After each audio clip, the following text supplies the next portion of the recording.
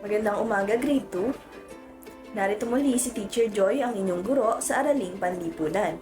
Ngunit bago natin simulan ang ating klase, mayroon bang lumiban sa ating unang pangkat? Sa ikalawang pangkat? Sa ikatlo? Okay, natutuwa akong malaman na walang lumiban sa ating klase ngayong araw. Gusto niyo bang maglaro, Grade 2? Okay, may inihandang mga emoji si Teacher. Ang gagawin niyo lamang ay huhulaan niyo kung ano ang mga emojing ito o obserbahan niyo lamang ang mga emojing ipapakita ko. Malinaw po ba? Okay. Ito ang ating mga emoji.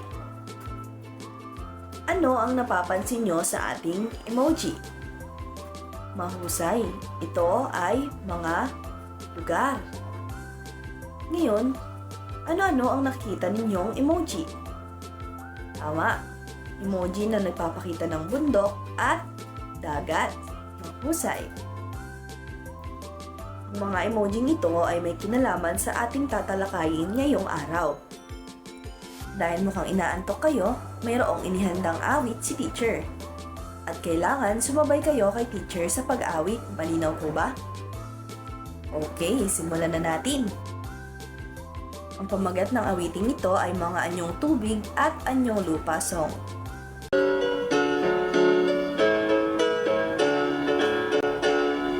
Mga anyong lupa dito sa ating bayan, lambak kapatagan, yaman nitong bayan, talampas at bulkan, kay gandang pagmasdan, burol kabundukan, ating alagaan.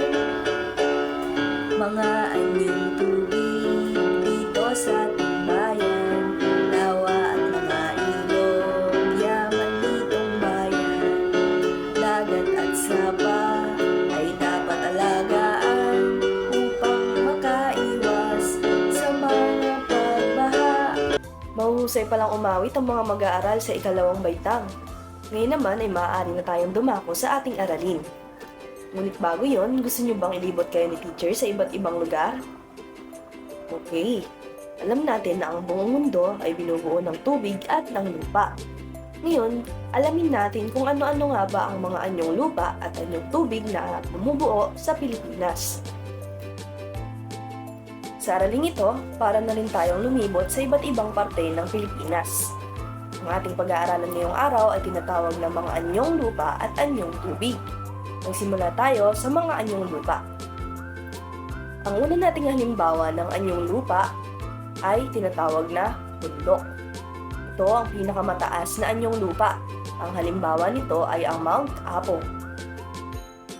Ito ang itsura ng Mount Apo o ng isang bundok. Okay, ang sumunod naman ay tinatawag na bulkan. Ang bulkan ay mataas na anyong lupa na mayroong bibig sa tuktok nito o mayroon siyang butas. Meron itong mainit at kumukulong putik at bato sa loob nito, na kung minsan ay sumasabog din na naglalabas ng tinatawag nating lava. Ang halimbawa ng isang bulkan ay ang Bulkang Mayon, at ito ang itsura ng isang bulkan. Ang ating susunod na anyong lupa ay tinatawag na talampas. Ito ay may malapad, malawak, at pantay na lupa sa mataas na lugar. Sino sa inyo ang nakapunta na sa Baguio? Doon ay maraming halimbawa ng talampas. Ito ang itsura ng talampas. Ang susunod naman nating anyong lupa ay tinatawag na lambak. Ito naman ay nasa pagitan ng mga bundok at burol. Ang halimbawa ng isang lambak ay ang Cagayan Valley. Ganito ang itsura ng isang lambak. Kapag ang anyong lupa naman ay napapaligiran ng tubig, ang tawag naman dito ay pulo. Ang halimbawa ng isang pulo ay ang 100 Islands. At ganito ang kanyang itsura. Okay. Nag-enjoy ba kayo sa inyong mga nakitang mga anyong lupa? Ngayon naman, inilibot kayo ni Teacher sa mga iba't ibang anyong tubig. Ang una nating anyong tubig ay tinatawag na karagatan. Ito ang pinakamalaking anyong tubig. Ganito ang itsura ng karagatan. Ang susunod naman ay tinatawag na dagat. Sino sa inyo ang nakapunta na sa dagat? Okay. Ganito ang itsura ng isang dagat. Ang isang dagat ay malaking anyong tubig ngunit mas maliit sa karagatan. At ang tubig dito ay maalat. Susunod naman ay ang look. Malapit ito sa baybayin ng dagat at magandang himpilan ng mga sasakyang pandagat. Ganito ang itsura ng isang look. Ngayon naman, ang susunod nating nilibutang anyong tubig ay tinatawag na lawa. Ito naman ay napapaligiran ng lupa at ang tubig dito ay matabang. Ganito ang itsura ng isang lawa. At ang susunod naman ay ang ilog. Ito naman ay anyong tubig na umaagos hanggang sa dagat. Ganito ang itsura ng isang ilog.